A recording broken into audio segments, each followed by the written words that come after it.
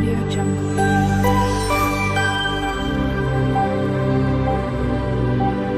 Audio Jungle. Hello everyone, જય શ્રી કૃષ્ણ. મારી ચેનલમાં તમારું સ્વાગત છે. આજે હું હોટલ જેવા ટેસ્ટી અને crispy Mumbai style Jini roll ઢોસાની રેસીપી શેર કરવાની છું. આ રીતથી તમારા ઝીની ઢોસાનું બેટર પણ એકદમ પરફેક્ટ માપ સાથે બનશે અને ઢોસા પણ સુપર ટેસ્ટી બનશે અને વેજીટેબલથી ભરપૂર હશે. ચેનલ પર નવા હોવ તો જરૂરથી ચેનલ સબસ્ક્રાઈબ કરજો, જેથી મારા દરેક વિડીયોનું નોટિફિકેશન તમારા સુધી પહોંચશે. તો આજે હું ઝીની ઢોસાની રેસીપી શેર કરવાની છું. તો એના માટે મેં આ 2 વાટકી જેટલા ખીચડીના ચોખા લઈ લીધા છે.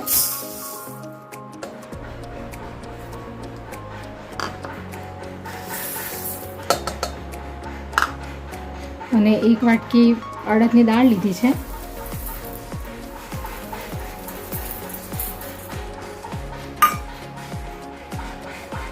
અને આ 1 ચમચી જેટલી ચણાની દાળ લીધી છે. અને આ મેથી દાણા 1/2 ચમચી. હવે આપણે એને 2 થી 3 પાણીથી ધોઈ લેશું.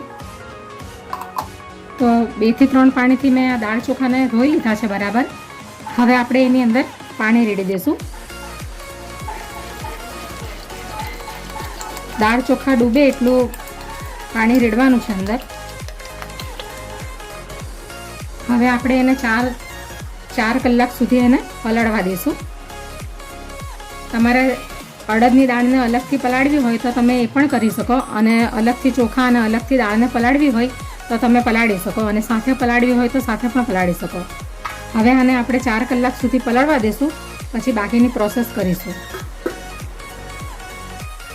તો 4 કલાક થઈ ગયા છે દાળ ચોખાને પલાળતા. તો હવે આપણે એને પીસી લઈએ મિક્સીમાં.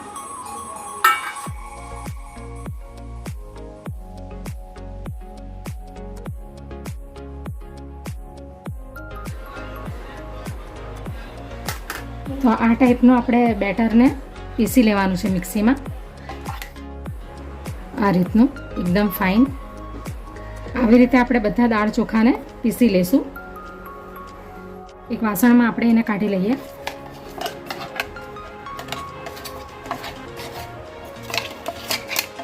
દાળ ચોખા પીસતી વખતે થોડુંક અંદર પાણી નાખી દેવું, એટલે આસાનીથી પીસાઈ જશે.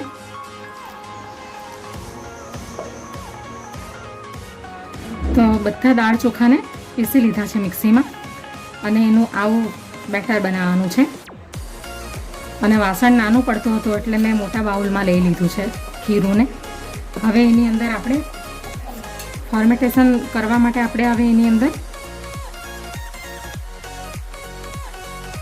મેં 4 થી 5 ચમચી નાખી છે. 4 ચમચી તમે એક નાની વાટકી સેટ કરીને તમારે અંદર દહીં નાખી દેવું.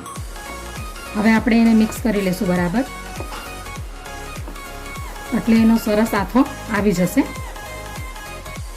આ બેટરથી તમે ઈદડા, ઇડલી, ઉત્તપમ વગેરે બધું બનાવી શકો તમે આનાથી.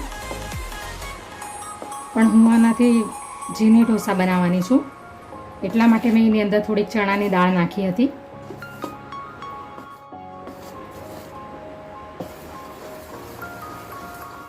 હવે આપણે એને ઢાંકણ વડે ઢાંકી દઈએ, અને આને 7 થી 8 કલાક માટે આપણે ફોર્મેટેશન માટે મૂકી દઈશું. તમારે ઓવરનાઇટ મૂકવું હોય તો તમે એ પણ કરી શકો. પછી આથો આવી જશે, પછી એને ઉપયોગમાં લેશું. હવે એને ગરમ જગ્યા પર આપણે મૂકી દઈશું. તો 8 કલાક થઈ ગયા છે. તો હવે આપણે જોઈ લઈએ. તો આથો આવી ગયો છે સારી રીતના. હવે આપણે એની અંદર સૌથી પહેલાં સ્વાદ અનુસાર મીઠું નાખી દઈશું.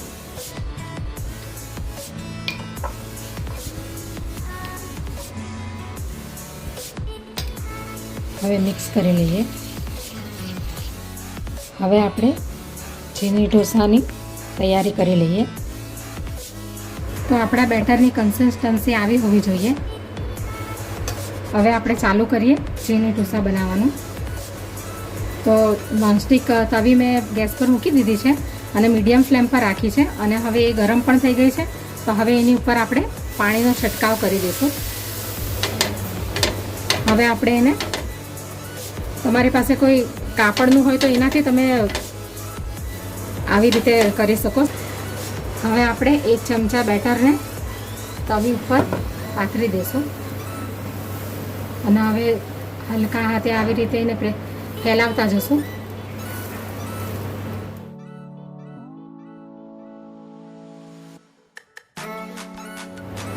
હવે આપણે એની ઉપર આ બટર લગાવી દઈએ.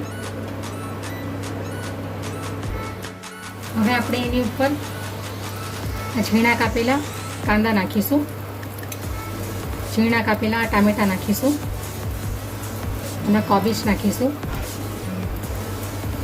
અને ઝીણા કાપેલા કેપ્સિકમ નાખીશું અને ગાજર.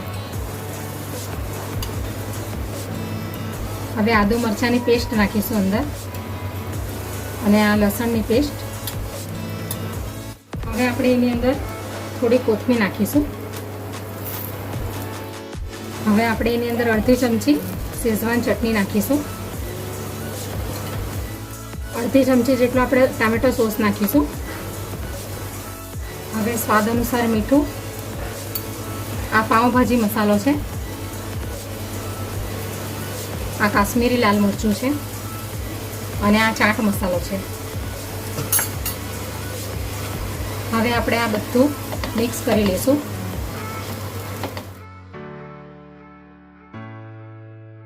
હવે એને ફેલાવી દઈશું. હવે આપણે એની ઉપર આ થોડું પનીરને ગ્રેટ કરી લઈશું. ઓપ્શનલ છે, તમારે નાખવું હોય તો નાખી શકાય અને નહીં નાખવું હોય તો ચાલે. હવે આપણે એની ઉપર ચીઝ નાખી દઈશું. જે સ્પ્રિંગ ઓનિયન છે એ નાખી દઈશું ઉપર. થોડી કોથમીર નાખી દઈશું, લીલા ધાણા.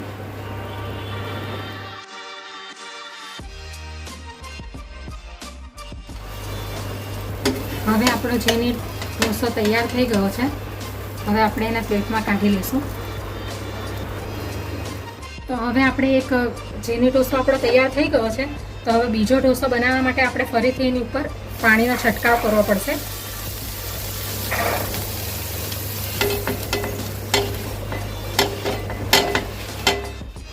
હવે આપણે બીજો ઢોસો પણ તૈયાર કરી લઈશું.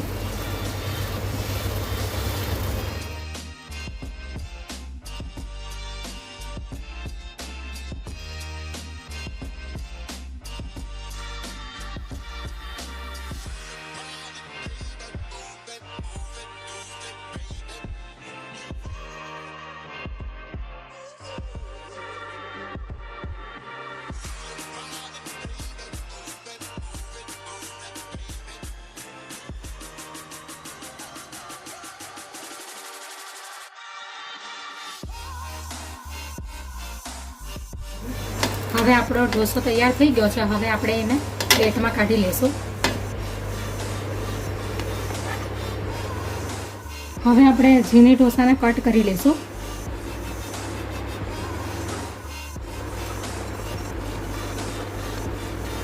હવે આપણે એને પ્લેટમાં સર્વ કરી લઈએ.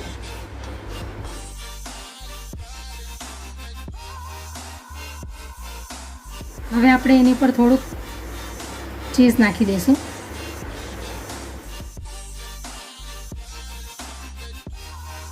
ઝીણી ઢોસા આપણા તૈયાર છે. તમે એને કોકોનટ ચટણી સાથે પણ ખાઈ શકો અને રેડ કલરની ચટણી આવે છે ને ટામેટાની, એની સાથે પણ તમે ખાઈ શકો.